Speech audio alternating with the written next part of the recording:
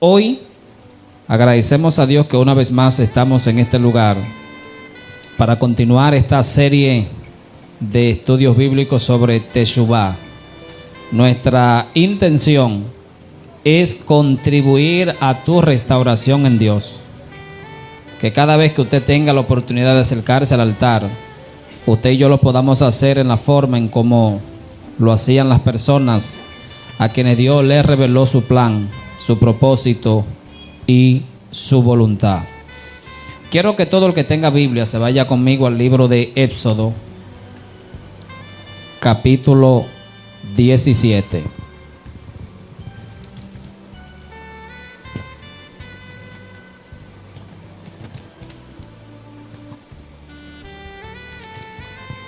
Verso 8 en adelante.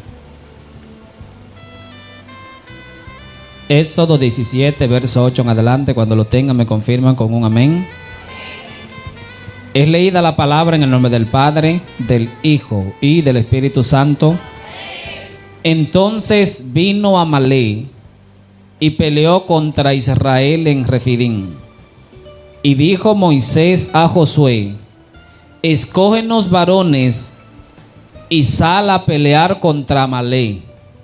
Mañana yo estaré sobre la cumbre del collado y la vara de Dios en mi mano. E hizo Josué como le dijo Moisés, peleando contra Amalek. Y Moisés y Aarón y Hur subieron a la cumbre del collado. Y sucedía que cuando alzaba Moisés su mano, Israel prevalecía. Mas cuando él bajaba su mano, prevalecía Amalek. Y las manos de Moisés se cansaban, por lo que tomaron una piedra y la pusieron debajo de él, y se sentó sobre ella. Y Aarón y Hur sostenían sus manos, el uno de un lado y el otro de otro.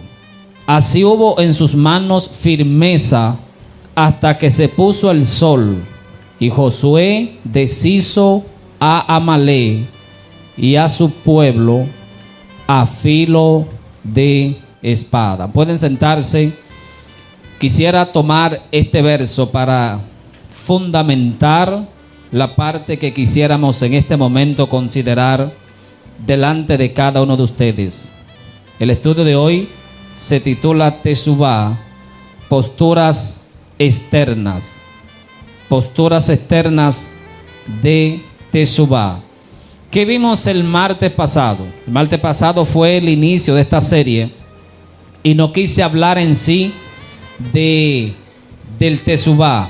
Quise hacer como especie de un redondeo, porque creo que antes de usted manejar cierta información de algo, usted debe manejar algunas naturalezas, algunos principios. Y creo que si estamos hablando del Señor, creo que lo principal es saber cómo Dios se mueve, saber cómo Dios se maneja. Y vimos 4 puntos claves respecto al Señor que sirvieron de punto de partida al estudio anterior, que yo quisiera brevemente que nueva vez podamos considerarlo. Lo primero que vimos fue que el Dios bíblico tiene una forma bíblica en cómo se le debe pedir perdón. Debo pedirle perdón al Dios bíblico en la forma en cómo el pueblo bíblico le pidió a Dios perdón. Lo segundo que vimos es que lo espiritual es gobernado por alguien, no por algo. Es decir, que yo voy a hacer las cosas espirituales, no es yo decir yo ayuné, yo evangelicé, yo vine a la iglesia, yo he perdonado. El meollo principal es que hay alguien que rige todo lo espiritual. Y la pregunta al final de cada actividad espiritual que usted debe hacerse y que yo debo hacerme es si estoy satisfaciendo al Dios que gobierna lo espiritual, no si estoy haciendo algo espiritual. Porque si nos quedamos en algo espiritual, vamos a correr el riesgo de hacer eso espiritual a mi manera. Y lo más importante es satisfacer a la persona que rige lo espiritual más que hacer algo espiritual. Lo tercero que vimos es que si usted falla en lo espiritual, hay una persona que estará inconforme. Cuando yo no hago lo que corresponde a Dios, a la manera de Dios, en Dios se crea una inconformidad. Pero lo preocupante es que esa inconformidad que se crea en Dios lo va a llevar a él a una actitud específica, sea a tu favor o sea en tu contra. Por eso tenemos que prestar atención a todo lo que tiene que ver con el Señor, ya que si usted y yo estamos dispuestos o interesados en hacer la voluntad del Señor, tenemos siempre que estar abiertos a cómo Dios se siente cada vez que yo hago algo espiritual. En el día de hoy vamos a ver entonces la postura que asumían los israelitas al momento de pedir perdón. Primera pregunta que tenemos que hacernos: ¿por qué hay que prestar atención a la postura? En un mundo donde hay tanta mala información, en un mundo de apariencia, y hay personas que descontextualizan el pasaje de David, donde el Señor le dice al profeta: yo veo el corazón y tú miras las apariencias. Ese verso en ningún momento está echando a un lado la manifestación externa de cualquier realidad. Lo que pasa es que el profeta estaba juzgando por la postura física, y como él estaba juzgando por la postura física, Dios le dijo: tú ves lo físico, pero yo veo lo que está detrás de lo físico. No es que lo físico no sea importante, sino que lo que se quiere transmitir es que por encima de lo físico está la realidad del corazón, y yo debo prestar atención a esa realidad del corazón sin echar a un lado lo físico. Si usted hace un análisis a la luz de la palabra, Dios, cuando llamaba a los sacerdotes, le decía el tipo de vestimenta que los sacerdotes tenían que tener. Es decir, que el Dios de la Biblia es un Dios que se enfoca en lo interno, pero también es un Dios que se enfoca en la parte externa, en cómo usted y yo podemos hacer las cosas y así poder agradar su corazón. Pero ¿por qué hacer énfasis en la parte externa? ¿Es importante o no es importante? Quise leer estos versos de Éxodo 17, 8 al 13, porque para mí es el verso o el texto mejor para entender la importancia de la postura externa al realizar algo espiritual. Preguntémonos, a modo de ilustración, sin responder ninguna de las preguntas, solo para que podamos en nuestro interior reflexionar si vale la pena o no, o si es importante prestar atención a la postura física. Dice el versículo 11: y sucedía que cuando alzaba Moisés su mano, Israel prevalecía, mas cuando él bajaba su mano, prevalecía Amalek. Ese texto no requiere interpretación porque está claro. Moisés con las manos arriba, Israel prevalecía. Moisés con las manos abajo, Israel era vencido. La pregunta es: si la forma externa en cómo se hace algo espiritual no es importante, ¿por qué la victoria de Israel estaba relacionada a una postura externa que Moisés asumía? ¿Acaso no podía Moisés orar a su manera? ¿Acaso no podía Moisés, debido al debilitamiento corporal, Dios hacer una excepción? ¿Por qué razón la victoria de Israel estuvo relacionada a la postura de la mano de Moisés? De tal forma que dice que los dos ayudantes, Aarón y Hur, se pusieron al lado izquierdo y al lado derecho de Moisés para cumplir ese principio. ¿Por qué Dios no prestó atención a la realidad espiritual de Israel cuando estaba en el campamento? ¿Por qué Dios no miró el corazón de Moisés y se olvidó de la postura externa? Entendemos en este verso que la postura espiritual es clave para Dios poder contestar la oración del corazón que está aplicando un principio bíblico. Porque cualquier principio bíblico debe aplicarse de acuerdo a la manifestación externa de ese principio bíblico. Vivimos en un mundo donde nosotros estamos muy acostumbrados a hacer las cosas de Dios a nuestra manera, y creemos que nuestra manera es válida al momento de acercarnos delante del Señor. Por eso le decía que el Dios bíblico tiene una forma bíblica que se la reveló al pueblo bíblico para que el gentil que quiera ser un pueblo bíblico pueda también ser aceptado por el Dios bíblico, que tiene una forma bíblica en su pueblo bíblico. Usted y yo somos gentiles, Y si usted quiere ser adherido o injerto, según el texto o el término que usa Pablo, usted y yo tenemos que someternos a esa postura externa que Dios exige en su palabra. Pero a modo de resumen, quiero decir 4 cosas respecto a esos versos sobre este pasaje de Moisés.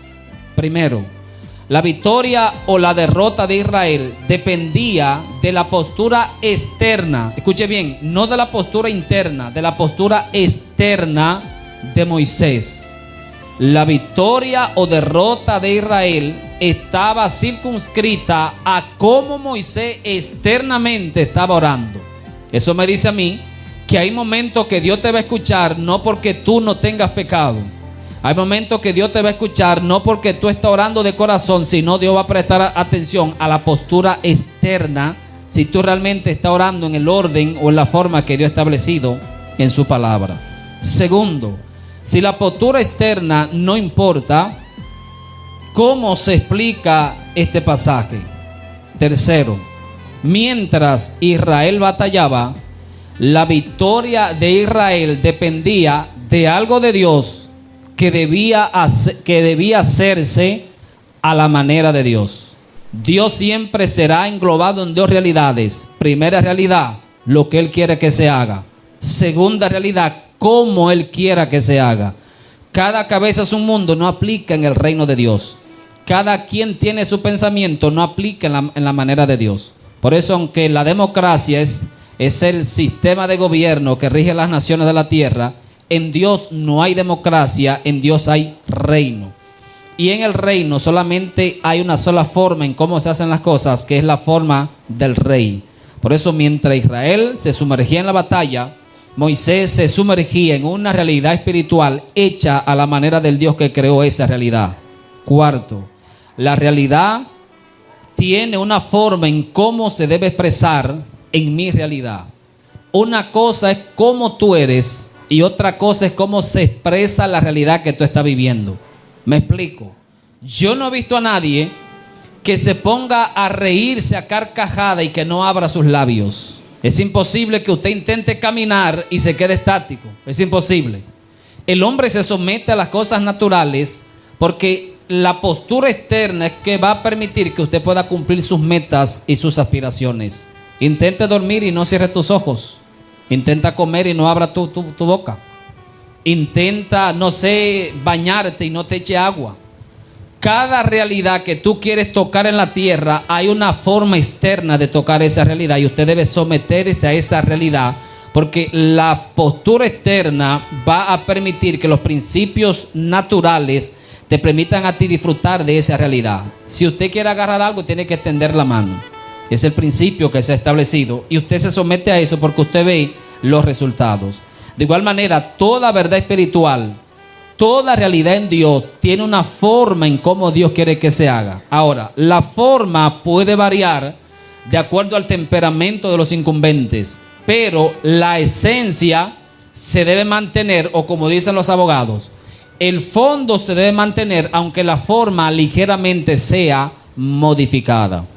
Todo hombre que se acercó al Creador se sometió a la forma en cómo el Creador estableció para que los mortales se puedan acercar a Él.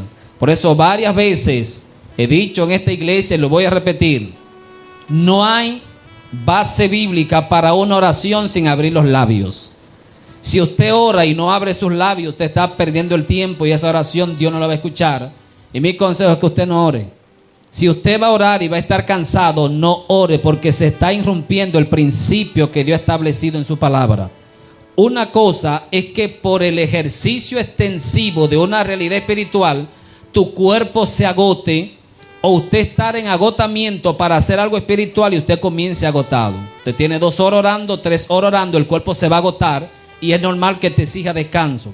Pero hay gente que desde que comienzan a orar se acomodan. Bíblicamente hablando, para usted poder satisfacer las exigencias externas de un Dios, usted debe hacerlo como lo hacían los escritores.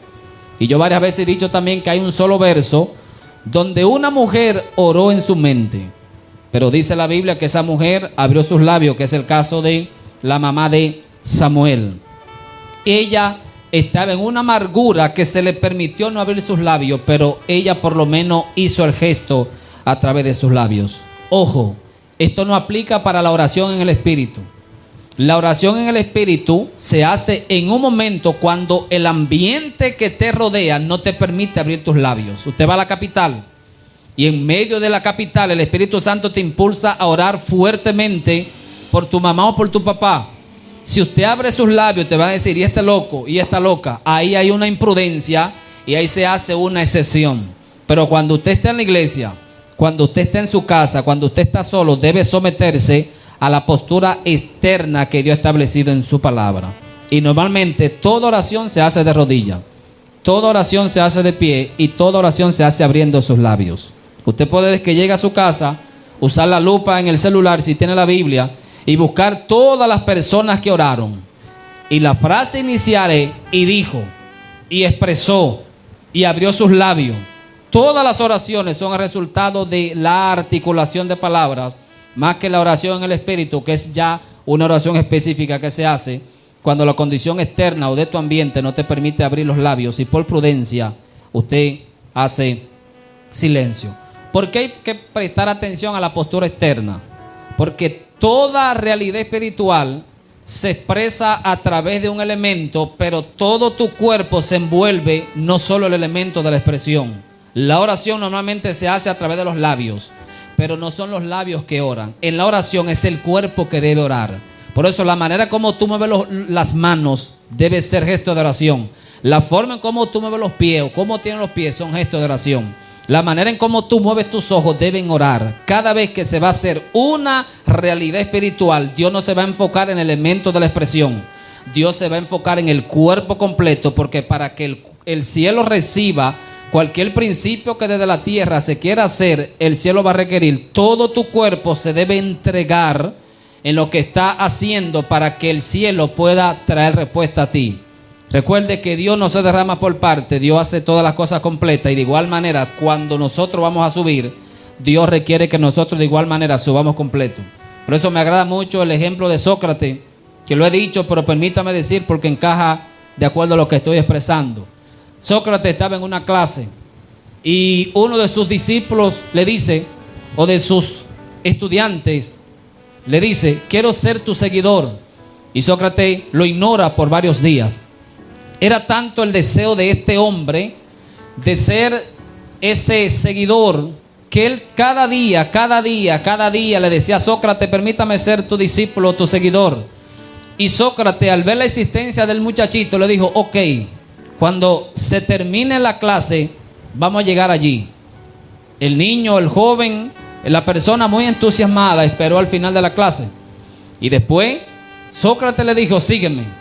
Y él seguía muy entusiasmado a Sócrates hasta que Sócrates llegó a un lugar donde había como un hoyo con agua. Y dice que Sócrates le metió la cabeza al muchacho en el agua y el muchacho podía contener la respiración porque no duraba mucho con la cabeza en el agua. Y Sócrates le sacaba la cabeza. El muchacho hasta le hacía fuerza y Sócrates no le hacía tanta fuerza para que el muchacho salga. Pero llegó un momento de tanto entrar y salir del agua que en la última instancia Sócrates hizo fuerza y el muchacho no podía salir del agua, se vio en aprieto. Y cuando el muchacho salió del agua, clamó a gran voz, aire, aire, aire. Y Sócrates le dijo, cuando me pidas que quieres ser mi discípulo en la misma intensidad como clamaste por aire, tú vas a ser mi discípulo. Creemos que Dios va a rebajar su deseo de aceptar gente en su reino por el simple deseo. La cuestión no es solamente expresarle a Dios un deseo, Dios va a medir la intensidad de ese deseo. Por eso hay gente que oran y oran y oran y Dios no lo escucha porque su deseo es demasiado trivial. Usted tiene que estar dispuesto a que Dios haga en su vida lo que tú deseas a través de tu intensidad, a través de tu búsqueda espiritual. Ojo, la postura externa de las cosas espirituales nunca va a sustituir la evidencia interna. Si hay una exageración externa y una realidad interna inferior, esa realidad externa cae en la ignorancia. Pero si hay una fuerte realidad interna, es imposible que no haya una exageración externa. Yo puedo aparentar lo que no soy, pero lo que soy no se puede quedar escondido porque automáticamente va a salir. porque hay formas en cómo el corazón libera. Si a usted le dicen que acaba de fallecer un familiar suyo, usted va a llorar. No es que usted quiere llorar, es que el corazón tiene una forma externa en cómo libera el dolor. Y la forma externa no se elige, sale de manera automática. Cada vez que usted va a hacer algo para Dios, si usted elige la forma externa, no hay una verdadera razón en lo que se está haciendo. Está orando y en el momento tú dices, verdad, estoy orando en la mente. Usted ni siquiera va a elegir abrir sus labios. Los labios van a salir, los labios se van a abrir por sí solos, porque es que toda realidad espiritual estará acompañada de una expresión de esa realidad. Y partiendo de esa realidad, usted entonces puede interpretar si lo está haciendo de corazón o si no lo está haciendo de corazón. Repito, no cometa el error de comparar la expresión de la realidad espiritual, porque no es lo mismo un melancólico orando que un sanguíneo orando. El melancólico, por ende, va a llorar más que el sanguíneo por su temperamento. Pero hay un parámetro estándar que es el que debe regir toda realidad espiritual, aunque de acuerdo al temperamento esa realidad espiritual sea exagerada, pero la forma debe estar presente, el fondo debe estar presente, pero pueden haber algunas formas distintas de acuerdo a la persona. Ahora preguntémonos, ¿cuál era la forma externa en cómo las personas practicaban el tesubá o el arrepentimiento delante del Señor? Tengo 6 formas. La primera era que ellos rasgaban las vestiduras. El rasgar la vestidura era una de las formas en cómo los judíos demostraban su arrepentimiento delante del Señor. Dice Joel 2:13, rasgad vuestro corazón y no vuestros vestidos, convertíos a Jehová vuestro Dios. Joel hace esa advertencia porque se hizo tan común la manifestación externa que ellos pensaban que iban a engañar a Dios, porque externamente se parecían a lo bueno, pero no era así. Y Dios le llama la atención para que ellos corrijan su actitud. Dice Segundo de Reyes 22:11, y cuando el rey hubo oído las palabras del libro de la ley, rasgó sus vestidos. Fíjese, rasgó sus vestidos. El rasgar las vestiduras era una costumbre en Israel que demostraba que ellos realmente estaban arrepentidos. Pregúntese, ¿por qué Israel practicaba eso? En primer lugar, porque era cultural. Es cultural. Y quiero hacer otro paréntesis. Aunque vamos a ver 6 posturas, hay 6 formas distintas que tal vez no apliquen para este tiempo. Pero este tiempo tiene una forma en cómo usted demuestra el arrepentimiento. Porque hay formas que son culturales, pero lo peculiar del caso es que Dios acepta la forma cultural en que las personas demuestran que están arrepentidos por sus pecados, porque lo que Dios quiere es el sentimiento, independientemente de cómo el sentimiento se expresa, siempre y cuando ese sentimiento no contradiga algún principio bíblico. El rasgar la vestidura puede ser importante, posiblemente no, pero en Israel era importante porque era algo común que cuando una persona estaba arrepentida por algo, se rompía las vestiduras. Dicen también los teólogos que era una forma de desesperación. Cada vez que ellos estaban desesperados por algo, se rasgaban la vestidura. Cada vez que ellos querían el perdón de Dios, entonces ellos rasgaban su vestidura. ¿Qué prestaba Dios atención? ¿Al vestido roto? No, a lo que ellos sentían. Cada vez que ellos querían arrepentirse, rasgaban el vestido y demostraban que había una profunda convicción de pecado. Ese rasgar de vestido se hacía de manera pública y no privada.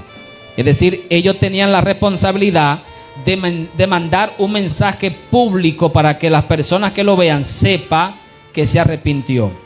Pero en Levítico 21:10, Dios le prohibió a los sacerdotes rasgar sus vestidos. Es decir, Dios no quería que los sacerdotes anden. Imagínense, si ya es común que el pueblo que anda en pecado se rasgue los vestidos, imagínate que los sacerdotes hicieran eso. Se iba a mandar un mensaje negativo y el pueblo de Israel va a decir, ve acá, pero los que tienen que sernos ejemplo andan en pecado. Entonces Dios, para guardar la integridad de los sacerdotes, le dijo, ustedes delante de Israel, eso está en Levítico 21:10, ustedes no pueden rasgarse el vestido, porque no se va a mandar un mensaje correcto. Por eso es que hay cosas que usted como líder y representante en Dios, la iglesia lo puede hacer, pero los líderes no lo pueden hacer. La iglesia, si está pasando una crisis, la iglesia puede estar cayéndose muerto, pero el pastor no puede tener esa actitud. Los líderes no pueden tener esa actitud porque es que les mandan un mensaje. Si quienes nos están dirigiendo al altar están destrozados, ¿cómo nos van a encaminar? Entonces, aunque hay una postura externa, hay que cuidar la exageración o ciertas posturas externas. Por eso yo siempre le aconsejo a alguien y le digo lo siguiente: no se deje manipular de ningún predicador. ¿En qué sentido? Tu restauración en Dios no depende de usted pasar al frente, que un predicador te dice, todos los que están débiles que pasen al frente. Usted puede estar débil y usted necesariamente no tiene que pasar al frente. Ahora, ¿por qué? Porque tu restauración en Dios no depende de una oración de un predicador, ni siquiera del pastor.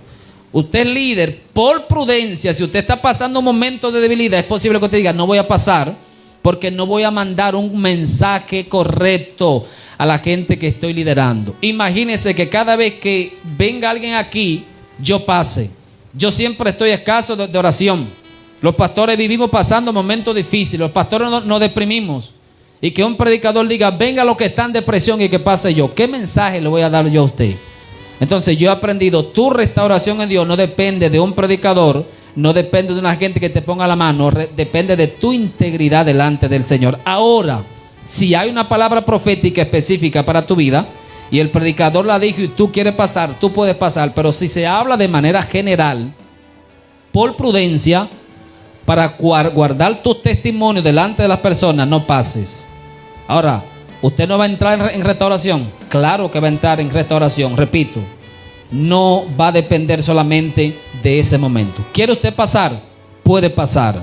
Estoy hablando en un momento cuando usted no decida pasar. ¿Cuántas cosas no se han dado que yo decido no pasar aunque yo califique? Solamente por cuestión de prudencia, pero también por cuestiones de que creo que la restauración en Dios no depende de un momento, sino de una vida íntima delante de su presencia. Por eso Dios a los sacerdotes le dijo, ustedes no lo pueden hacer. También los judíos tenían la costumbre que cuando una persona estaba en un momento de desesperación, se rasgaba el vestido y se mandaba un mensaje colectivo a toda la sociedad de Israel. Por eso esta primera forma caracterizaba a Israel y ellos practicaban esa forma y Dios aceptaba esa forma. La segunda forma es vestir cilicio y cubrirse de ceniza. Vestir cilicio. El cilicio era una vestimenta. El cilicio era una vestimenta. Por eso, si alguien te dice a ti, el cilicio no está vigente, tienes razón. La iglesia no tiene que ciliciar. ¿Por qué? Porque el cilicio era una vestidura que usted se ponía. Ahora, ¿por qué la iglesia evangélica asume el término cilicio?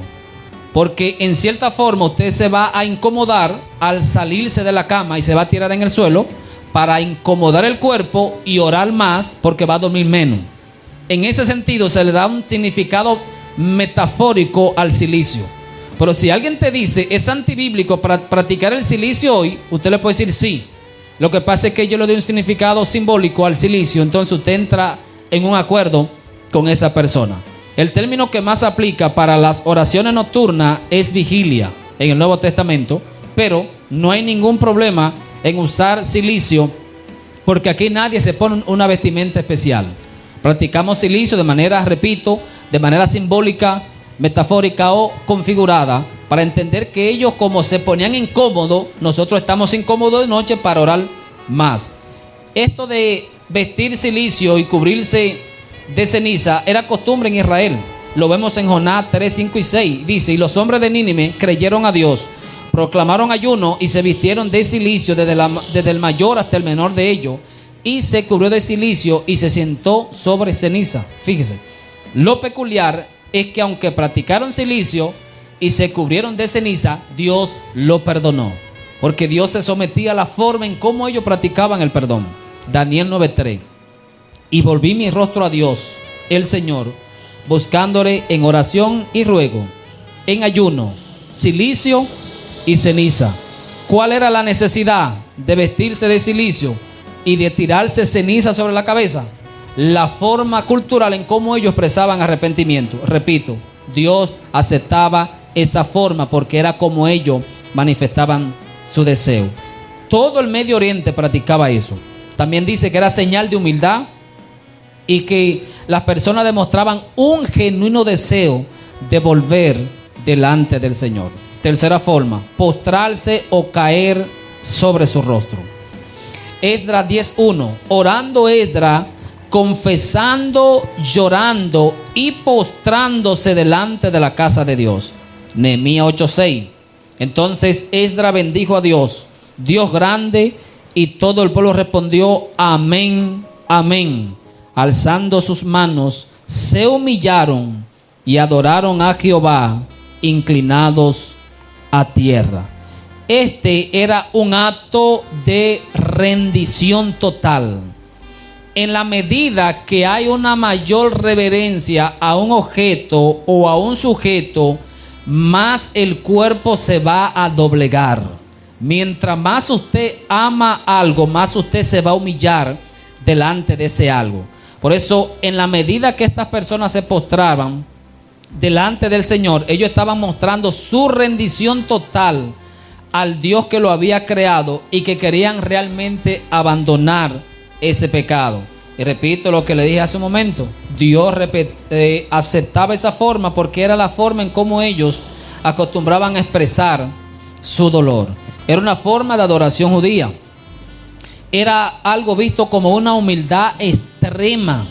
Si alguien está pasando un momento difícil y se desmaya, yo estoy seguro que usted va a decir, es grave la situación porque hasta se desmayó. Si alguien está llorando y aumenta el dolor, tú le dices, aumentó o la situación es peor. En la medida que se exagera una postura externa ante un hecho, demuestra que hay un sentimiento mayor, sea de dolor, sea de preocupación o sea de carga, y el cuerpo tiene que liberar eso a través de la forma más adecuada de acuerdo a su idea. La cuarta forma de ello poder manifestar externamente su arrepentimiento era el ayuno y la abstinencia. El ayuno consiste en dejar de comer alimento en ocasiones o bebida durante un tiempo predeterminado para enfocarse en el Señor. Dice Nehemías 9:1, el día 24 del mismo mes se reunieron los hijos de Israel en ayuno y cilicio. Esther 4:16, ve y reúne a todos los judíos que se hallan en Susa y ayunen por mí. No coman ni beban en 3 días. La abstinencia consiste en usted dejar de comer para aumentar la realidad espiritual. Está demostrado bíblicamente que mientras menos usted come, más usted percibe la realidad espiritual. La abstención de comida aumenta la percepción espiritual. Por eso, el primer hombre, Adán, pecó al comer, y el segundo hombre, Cristo, no pecó al no comer. La abstinencia de comida de Cristo le dio la victoria, pero el comer a Adán le dio la derrota. Hay un principio espiritual. Cuando usted cierra su boca para comer menos, cierra su estómago y se centra en la voluntad del Señor. De tal forma que Pablo dice que hay muchas personas que tienen su Dios en el vientre, que el vientre es su Dios, porque siempre piensan en comer en todo lo terrenal. El hecho de que usted se aparte de la comida, usted está diciendo, Señor, me interesa despertar en mí un fuerte deseo de acercarme más delante de tu presencia. El ayuno en el aspecto cultural lo practicaba Israel y también lo practicaba otras naciones, y estaba relacionado al Yom Kippur, que era el día de la expiación o de la Pascua en Israel. Ese día ellos ayunaban delante del Señor. Un ayuno acorde a la voluntad del Señor, según Isaías 58, 6 y 7, siempre estaba acompañado de una actitud sincera delante del Señor. Quinta forma en cómo ellos externamente pedían perdón era levantar las manos con súplica.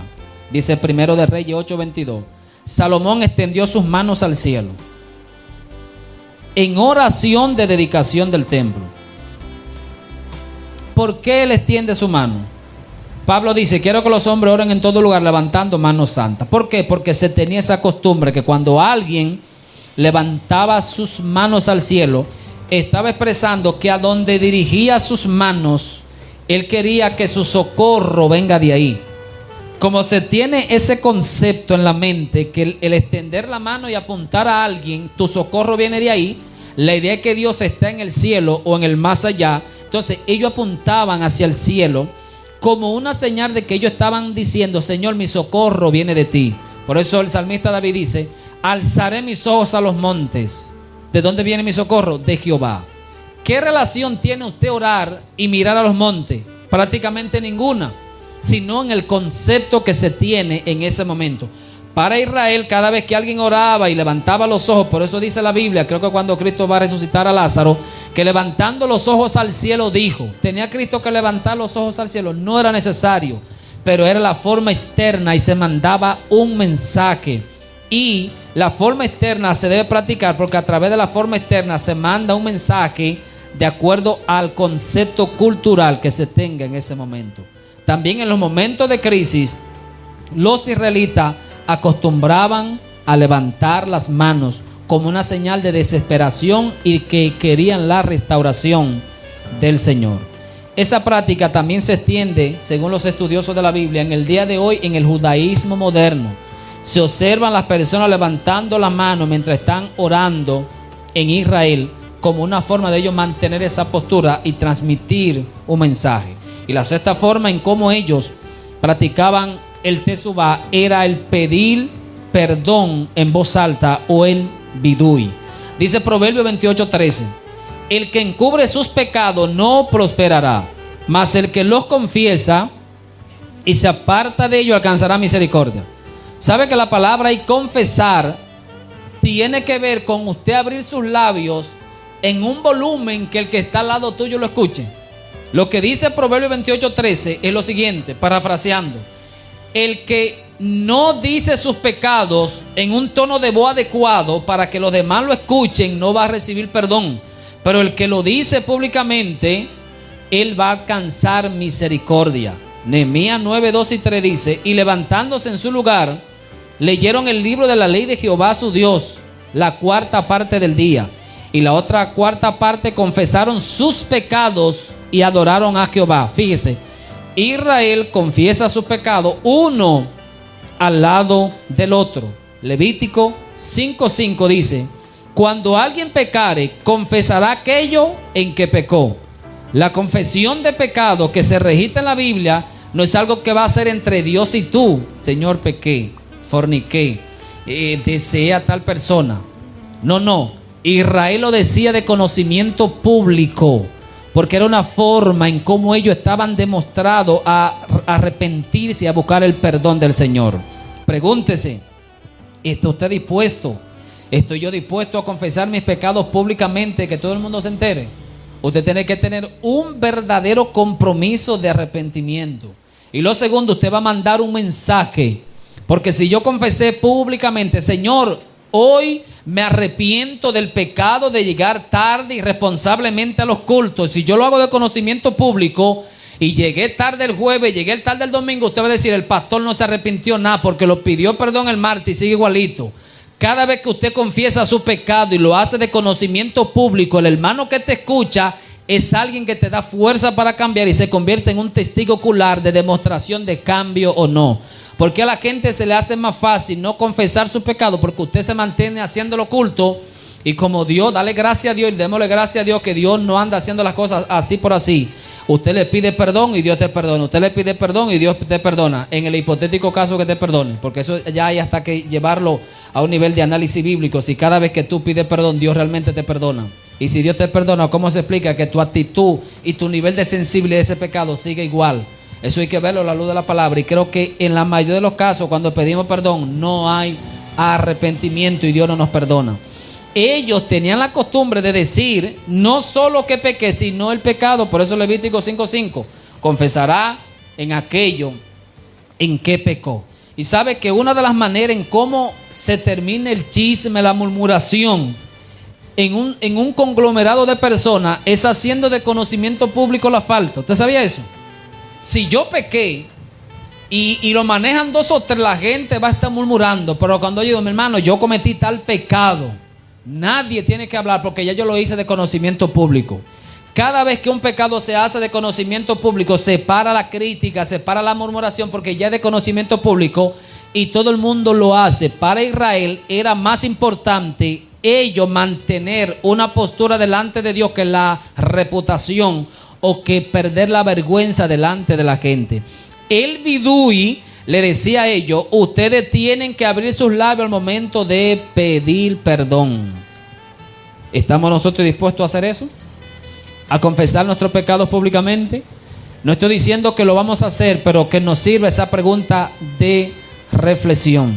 Si a partir de hoy, cada vez que usted peque, usted le va a decir a un hermanito, pedí perdón en esto, ¿está usted dispuesto, aunque no le diga la razón, ni el porqué, ni el detalle? ¿Está usted después que ese hermanito te pregunte, hermanito, tú me dijiste que en tal cosa pediste perdón, volviste a pedir perdón, volviste a repetir la falla? ¿Estamos dispuestos a decirle que sí? Que ya me he mantenido en el cambio, que ya no he vuelto a cometer ese pecado. Nehemías 9, 1 y 3 nos demuestra que Israel tenía la costumbre de una confesión comunitaria. Ellos practicaban el pedir perdón de manera pública delante de los demás como una manera de ellos demostrar su nivel de arrepentimiento. También era una forma, como le dije, de evitar un pecado repetitivo, porque ya usted lo dijo delante de muchas personas y tu compromiso se hace aún más fuerte y se hace aún mayor. Por eso, para la tradición rabínica, ellos enseñaban que los pecados se deben mencionar por nombre, y mientras más detalle hay en el pecado, de manera específica, se activa el perdón de Dios para esas personas. Hoy muchas personas creen que solamente los pecados se le pueden confesar a un X líder espiritual, pero a la luz de la palabra no había X persona específica, sino que todo el pueblo era que participaba en ese momento de confesión y de arrepentimiento. Ahora, estamos diciendo que vamos a imitar la forma externa en cómo ellos pedían perdón 100%. Mi intención no es esa. Mi intención es ver a la luz de la palabra externamente cómo ellos pedían perdón. Y una vez veamos externamente cómo ellos pedían perdón, nosotros preguntarnos cuáles de esas prácticas podemos seguir nosotros practicando. Lo segundo, ¿de qué forma en este tiempo se demuestra que hay arrepentimiento de perdón? Cuando se escudriña esta cultura, allá es el oriente, no el occidente, este es el oriente.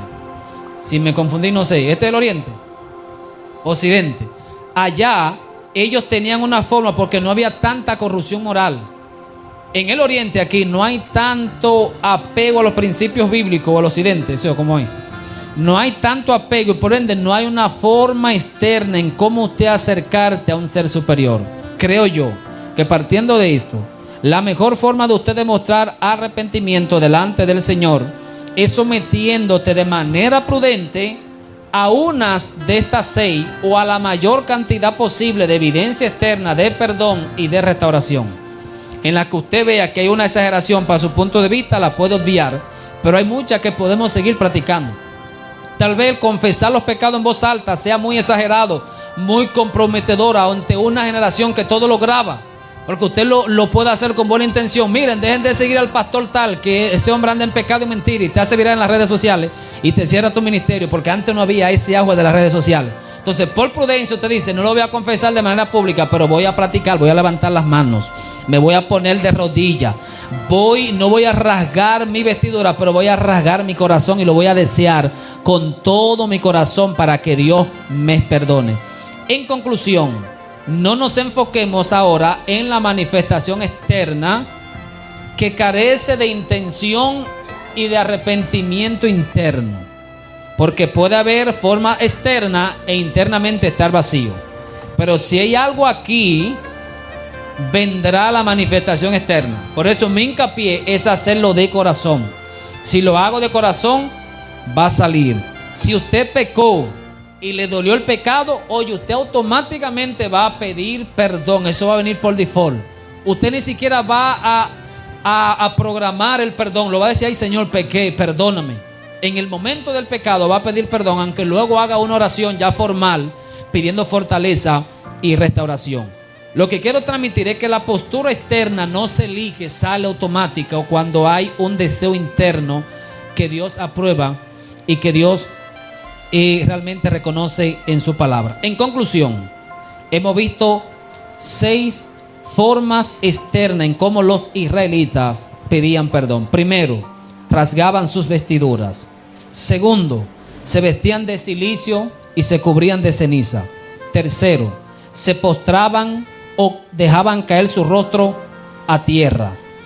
Cuarto, el ayuno y el dejar de comer. Quinto, levantar las manos en súplica. Y sexto, el confesar los pecados. Es decir, de manera específica lo que hice mal de manera pública, para que toda la sociedad de Israel sea testigo, no solo de mi pecado, sino también como un testigo que me empuje a cambiar y a restaurarme en el Señor. Yo oro delante del Señor para que esta 6 forma externa del Teshuvá, en cómo ellos pedían perdón, se apodere cada día de cada uno de nosotros dentro de la prudencia, para que el Dios bíblico, que tiene una forma bíblica, nosotros nos parezcamos a ese pueblo bíblico que intentó satisfacer a ese Dios bíblico, porque todo lo que se va a hacer en esta generación no bíblica, al Dios bíblico se le debe someter o debe ser sometida de acuerdo a ese orden bíblico que está en su palabra. Dios le bendiga, Dios le guarde.